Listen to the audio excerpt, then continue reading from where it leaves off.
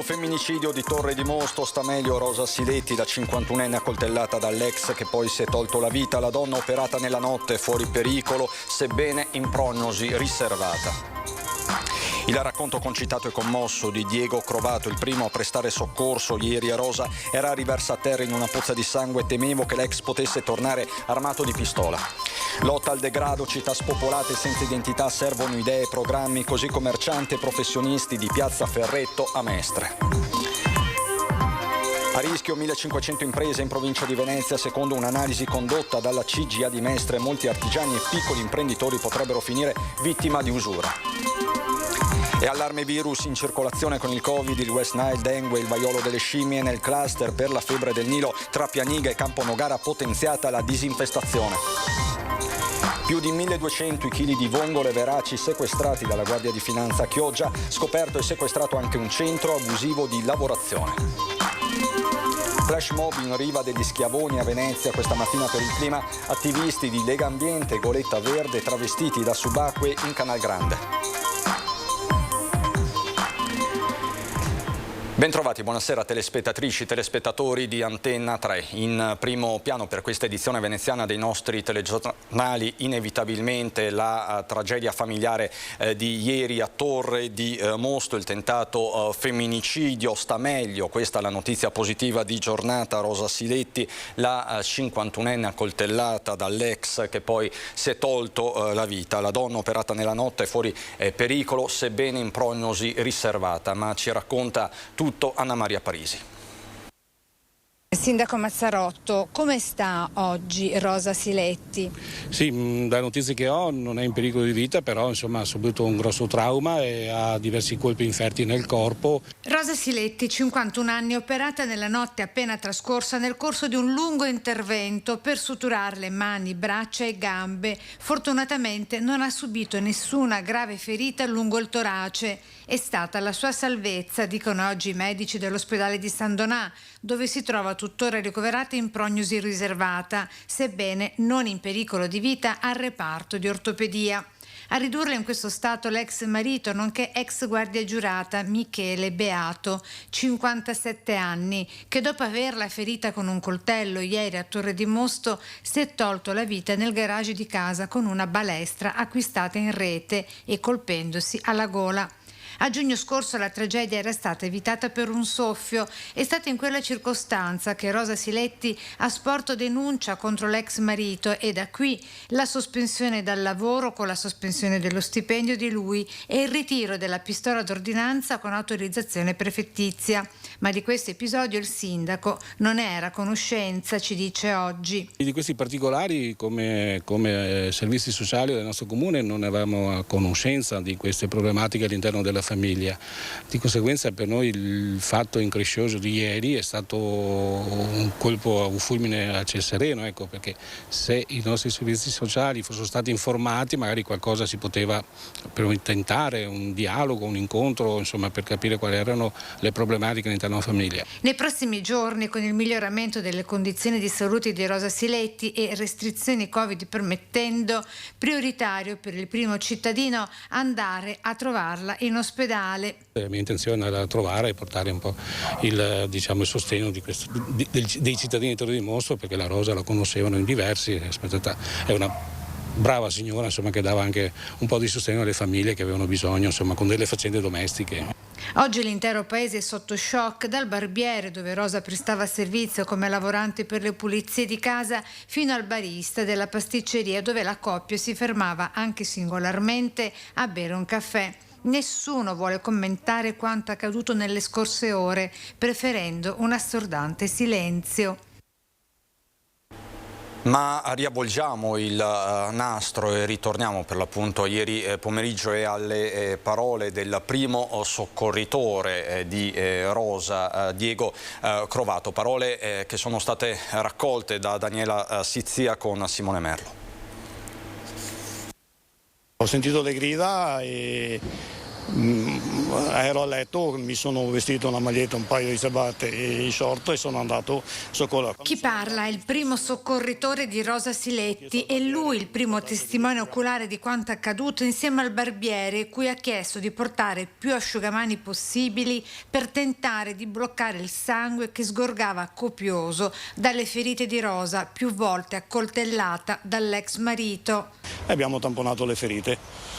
E cosa le ha detto? Cosa ha detto? Cosa diceva la signora in quel la momento? signora era scioccata, mi chiamava per nome, mi diceva di non lasciarla.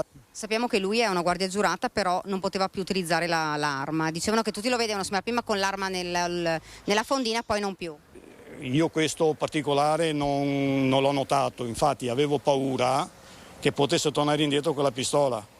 Perché sapevo che era una guardia giurata, anch'io lo vedevo con la pistola, abitiamo quasi di fronte, però ultimamente io non mi sono accorto che se l'avesse o non l'avesse.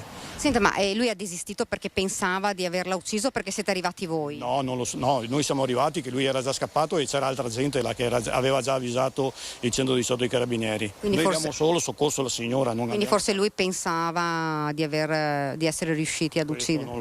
Non so dirle cosa avesse pensato. A salvare Rosa anche la sua disperata voglia di vivere, che nonostante le gravi ferite infertele dall'ex le ha permesso di trovare la forza e la voce di chiedere ripetutamente aiuto. Che lei stava ancora gridando, insomma, siamo mossi da casa perché sentivamo le grida, solo per questo motivo. Tanto sangue?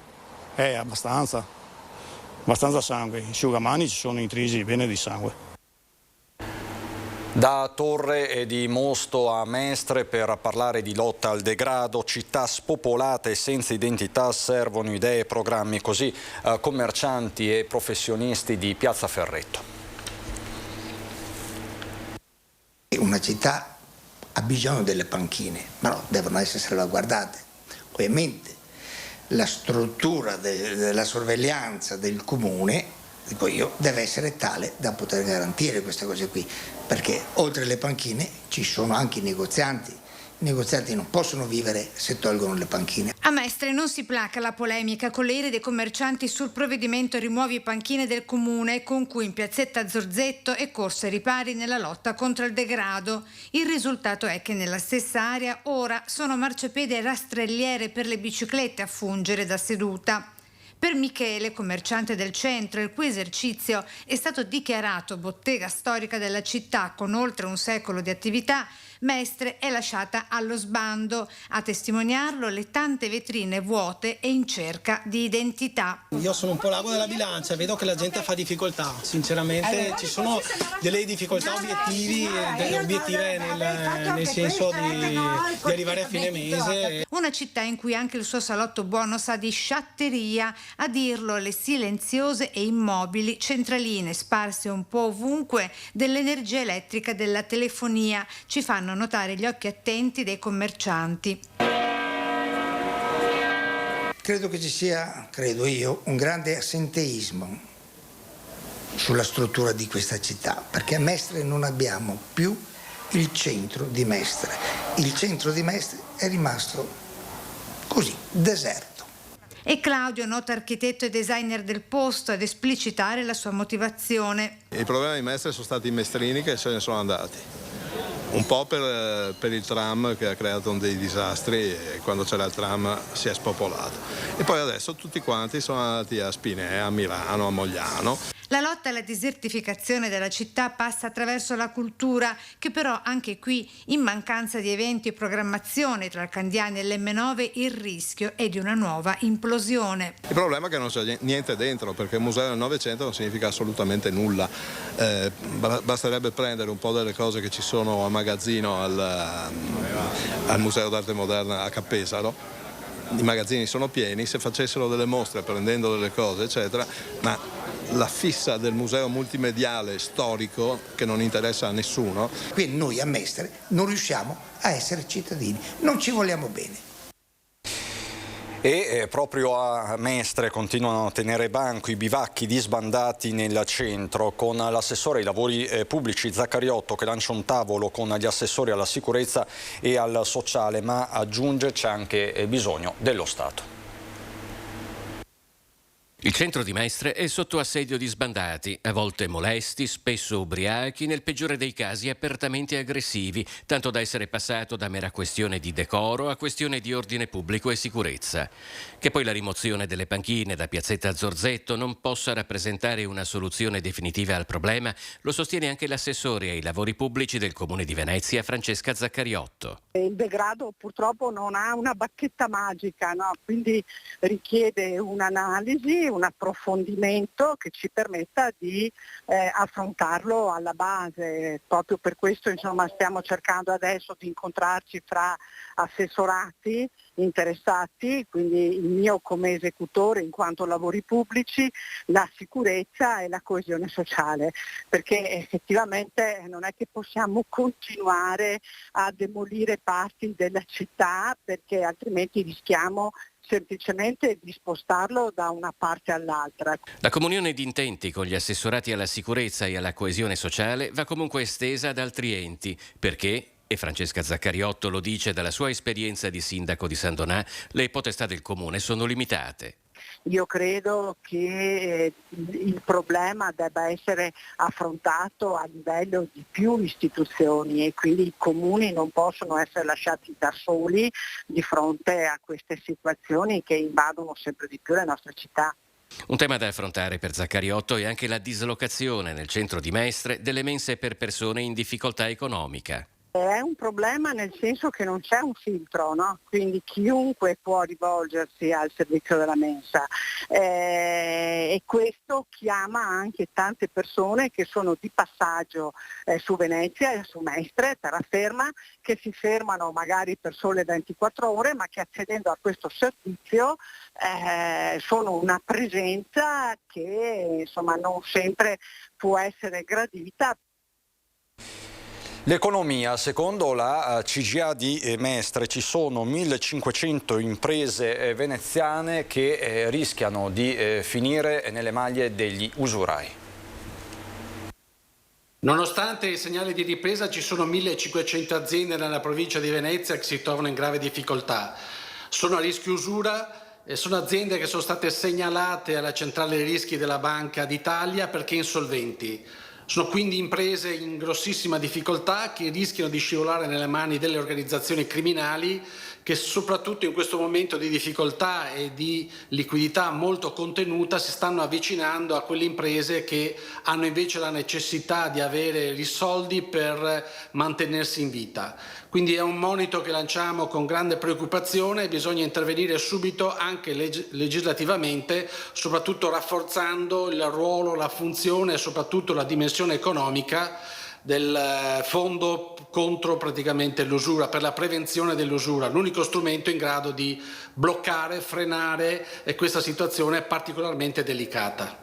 Facciamo adesso il punto sanitario di alcune emergenze in corso, non solo il Covid, ci sono pure West Nile, dengue e il vaiolo delle scimmie.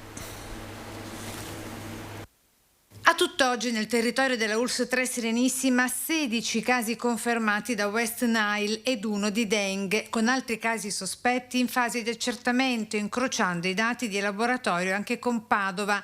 Nel cluster da febbre del Nilo, con i 2 casi registrati rispettivamente tra Pianiga e Camponogara, in questi giorni si sta inoltre provvedendo ad un supplemento di disinfestazione larvicida come misura di prevenzione contro il virus. Quindi direi una situazione che è in linea con il periodo pre-pandemico. In questi ultimi 2 anni di pandemia, per molti motivi che adesso non riusciamo ad approfondire in breve tempo, il numero è stato nettamente inferiore, ma in realtà fino al 2019 questo è un trend discretamente atteso e per il quale non ci impressioneremo se anche ci fossero degli altri casi in entrata durante il mese di agosto. Tra i 16 contagiati si è purtroppo registrata anche la morte della prima paziente. Si tratta di una 84enne di Mira, ricoverata dal 16 luglio a Dolo in terapia intensiva, espirata dopo 2 settimane. Abbiamo avuto un unico caso di decesso nella nostra ULSS 3. Sappiamo che questa è una patologia che per l'80% decorre in forma asintomatica, un 20% si manifesta con una febbre, solo l'1% o 2% può dare una forma neuroinvasiva che in casi particolarmente sfortunati può chiudere col decesso. Ecco, in genere sono tutte persone purtroppo che hanno già delle altre comorbidità e quindi interviene aggravando un quadro clinico già diciamo in qualche maniera compromesso. E poi c'è anche il vaiolo delle scimmie, per il quale si dispone già anche del relativo vaccino. Si tratta di una malattia nuova per noi, che stiamo tenendo sotto controllo. Attualmente abbiamo 5 casi diagnosticati nella nostra ULSS, ma siamo comunque sempre in contatto anche con le altre aziende sanitarie, servizi igiene e sanità pubblica, proprio per tenere sotto controllo il fenomeno. Vaccinazioni, sì, sono arrivate delle vaccinazioni, adesso la Regione a breve darà anche le indicazioni per i requisiti alla vaccinazione per proteggere le persone e i contatti rispetto a questa malattia. Un lavoro di squadra tra Regione e i comuni di Riviera del Brenta e Piovese ha permesso di rivedere i criteri del piano antialluvioni, sbloccando almeno 500.000 di licenze edilizie. Un importante risultato è stato raggiunto. Un'area di 9 comuni e di circa 100.000 abitanti rischiava con il piano alluvionale di avere una perimetrazione grigia che avrebbe bloccato qualsiasi sua attività ordinaria e straordinaria di sviluppo anche urbanistico, addirittura avrebbe bloccato quelli che erano gli eventuali bonus energetici. La soddisfazione del consigliere regionale Jonathan Montanariello va di pari passo a quella del sindaco di Camponogara Antonio Fusato, che si era fatto portavoce dei comuni di quell'area tra Riviera del Brenta e Piovese, in cui le restrizioni imposte dal piano di gestione del rischio alluvioni stavano per produrre più danni che benefici. Viceversa, il superamento delle limitazioni della cosiddetta zona grigia, che bloccava centinaia di permessi di costruzione per aziende e famiglie, unisce in un sospiro di sollievo Arzergrande, Campagna Lupia, Campolongo Maggiore, Camponogara, Codevigo, Fossò, Piove di Sacco, Sant'Angelo di Piove e Vigonovo. Insieme abbiamo costruito un importante tavolo che è riuscito a far prendere atto che probabilmente c'era un eccesso di prudenza con quella classificazione e si è riuscito a classificarla a un livello inferiore dove l'attività può continuare fermo restando precauzioni da mettere in campo. Abbiamo tutti d'accordo convenuto che la zona grigia venisse tolta e venisse riclassificato un territorio in P1 che sono gradi di rischiosità ma che comunque consentono di edificare con determinate prescrizioni di volta in volta praticamente prescritte dai vari uffici comunali in base alla rischiosità del loro territorio. Oltre alle limitazioni che avrebbero colpito a vario titolo aziende e famiglie, i comuni avrebbero subito un danno erariale non indifferente per i mancati incassi legati agli oneri di urbanizzazione. Io sono contento perché questo problema è stato risolto. Attualmente il provvedimento che è stato adottato il 10 di maggio dalla Regione Veneto è in fase di pubblicazione e di osservazioni. Per metà settembre sarà tutto risolto. Il Marco Polo sta recuperando i volumi di traffico del pre-pandemia. Nella prima settimana di agosto ci sono stati quasi 246.000 passeggeri, che corrispondono all'84% rispetto allo stesso periodo del 2019. I voli complessivi tra arrivi e partenze sono stati 1.739, di cui solo l'1% è stato cancellato. Nelle settimane precedenti la media era stata del 2%. Il tempo medio di attesa ai varchi di sicurezza è stato di 8 minuti e 2 secondi, un minuto in più rispetto alla settimana prima a causa del picco di traffico di agosto. Per quanto riguarda i tempi di riconsegna bagagli, la media è stata di 20 minuti per la consegna del primo bagaglio, 4 minuti in meno rispetto alla settimana precedente e di 30 minuti per l'ultimo. Andiamo adesso a Chioggia per la cronaca. C'è stata un'importante operazione della Guardia di Finanza. La sezione navale della Guardia di Finanza ha scoperto un centro abusivo di lavorazione e spedizione di vongole all'interno di un magazzino a Chioggia. Le Fiamme Gialle hanno trovato 540 kg di vongole veraci pronte ad essere commercializzate, frutto delle battute di pesca notturne in zone vietate della laguna di Venezia. All'interno del magazzino anche macchinari ed utensili utilizzati per la vagliatura del pescato.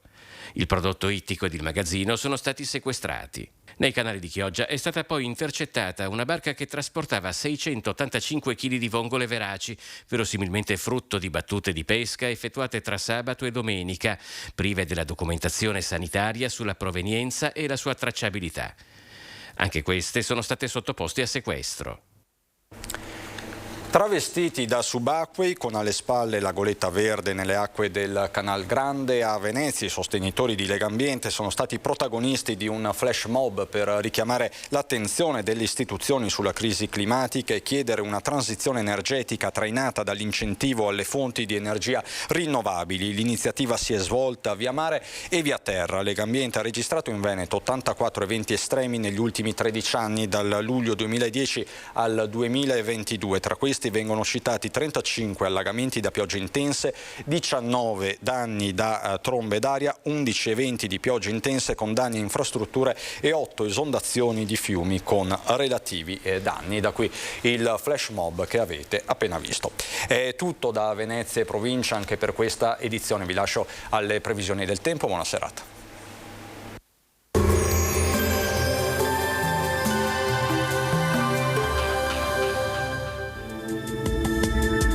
Bentrovati al meteo. Mercoledì 10 agosto, tempo buono sul nostro territorio, ancora interessato dall'alta pressione. Caldo nella norma, senza picchi eccessivi. Vediamo allora insieme il dettaglio. Sul Veneto prevale una situazione asciutta e stabile. Non mancherà il sole. Sarà sereno o al massimo poco nuvoloso, con qualche addensamento e con il cielo che localmente potrà anche coprirsi. Ma non sono attese piogge degne di nota. Temperature in lieve calo, minime tra 13 e 23 gradi, massime invece tra i 28 e i 31 gradi all'incirca. Spostiamoci ora sul Friuli Venezia Giulia, dove sarà soleggiato, il cielo sarà sereno su pianura e costa, poco nuvoloso sui monti. Soffierà bora moderata sulla costa e sulle zone orientali della regione. Temperature minime tra 18 e 22 gradi, massime invece oscillanti tra i 28 e i 30 gradi. Infine diamo uno sguardo al Trentino Alto Adige, anche qui ampio soleggiamento come ci mostra la grafica, con poche nubi a carattere sparso e non sono previste precipitazioni. Temperature minime intorno ai 17-18 gradi, massime sui 30-31 all'incirca. Dal meteo per ora è tutto, vi auguro un buon proseguimento con Antenna 3.